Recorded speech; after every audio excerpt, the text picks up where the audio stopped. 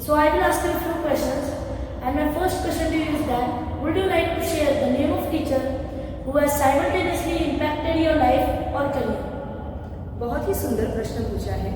हर विद्यार्थी के जीवन में शिक्षक बहुत ही महत्वपूर्ण भूमिका निभाते हैं। जब किसी विद्यार्थी को हम पाठशाला में प्रथमतः दाखिल करते हैं तो उस विद्यार्थी के लिए वह शिक्षक की पूरी दुनिया होती है।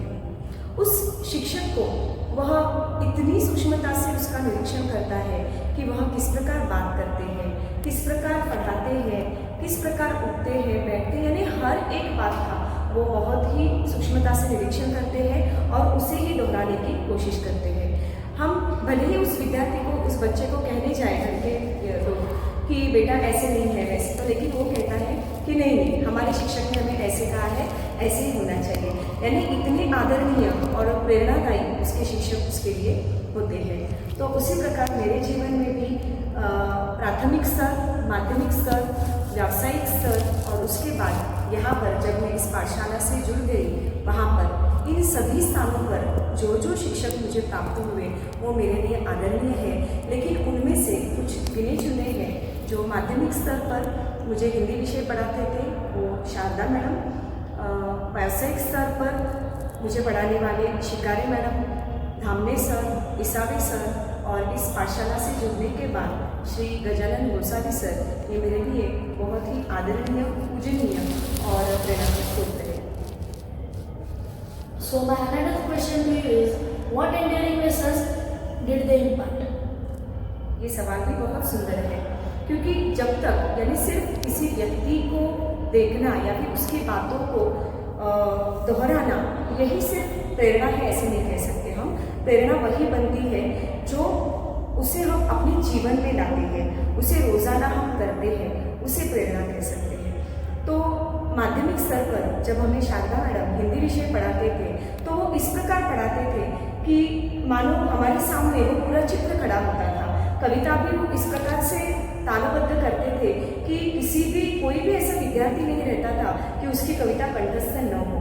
तो उसी समय मैंने ये निश्चय किया कि मुझे भी इनके जैसे ही एक आदर्श और अच्छी शिक्षिका बननी है और मेरे छात्रों को मुझे इसी तरह पढ़ाना है।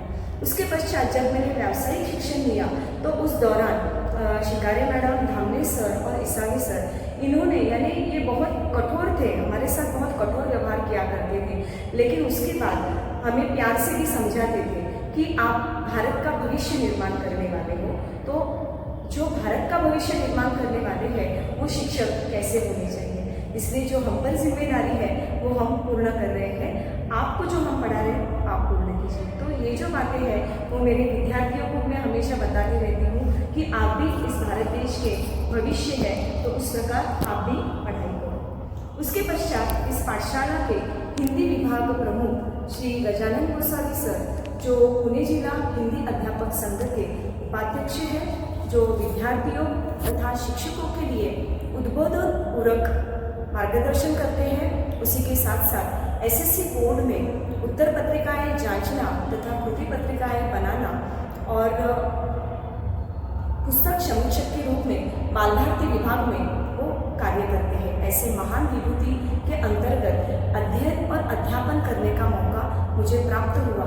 इसलिए मैं अपने आप को बहुत सौभाग्यशाली समझती हूँ, क्योंकि उनकी जो बारीक नज़र हर एक परिच्छेद को, कविता को, कि किस प्रकार कृति बन सकती है, अलग अलग प्रकार की कृतियाँ हम कैसे बना सकते हैं, और सिर्फ हम ही नहीं तो विद्यार्थियों को किस प्रकार इसके लिए प्रेरित किया जाए।